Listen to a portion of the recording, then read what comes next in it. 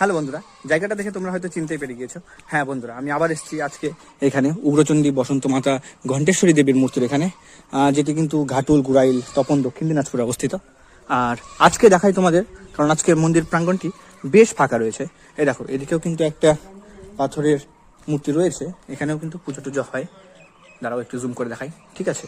আর দেখো, আজকে এই যে এখানে রয়েছে দুটো বড় বড় তেঁতুল গাছ, বেশ বড়। আর এটা হচ্ছে ঘণ্টেশ্বরী মাতা মন্দিরটি, এখানে রয়েছে সেই ঘণ্টাটি। চলো তোমাদের কাছকে ভেতর থেকে দেখাই। এখানে সেই দেবীর একটি অংশ এইখানে রয়েছে। এখানে দেখো জায়গাটা কতটা শান্ত ও নিরিবিলি। এই যে এখানে কিন্তু সেই গাছটি এইভাবে যায়, এর মধ্যে দিয়ে কিন্তু বেরিয়ে গিয়েছে এর তেঁতুল গাছটি, দেখো। আর এখানে রয়েছে সে মূর্তির নিচের অংশ।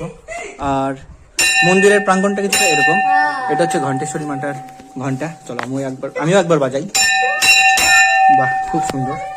আর এখানে রয়েছে সেই মায়ের যে মূর্তি, সে মূর্তির উপরের অংশটুকু। এই দেখো, তোমাদেরকে দেখালাম।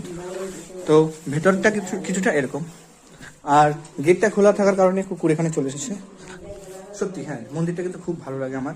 এর আগেও আমি এসেছি 2-3 বার, তবে কিছু বার ভিডিও করেছি আর কিছু বার করিনি। আর হ্যাঁ, চারি সাইডের প্রাঙ্গণটা তো তোমরা চিনোই।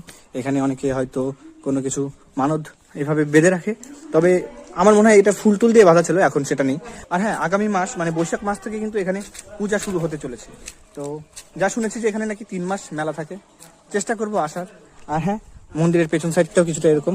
এখানেও অনেক কিছু মানে পাথরের যে ইগুলো রয়েছে, বিভিন্ন জায়গা থেকে কিন্তু এই পাথরের মূর্তিগুলি উদ্ধার করা হয়েছে।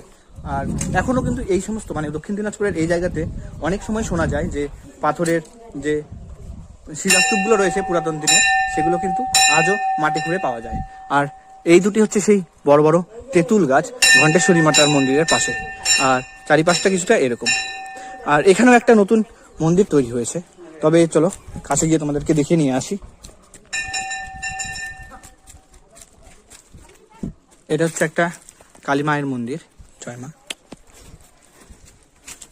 তো এটা ছিল আজকের এই ভিডিও। যদি ভিডিওটি ভালো লাগে তো অবশ্যই একটি লাইক করে দিও। আর হ্যাঁ, তোমরা কে কে এখানে আসো বা এবছর আসবে আগামী মাসের পূজাতে, নিচে কমেন্ট করে কিন্তু অবশ্যই জানিও।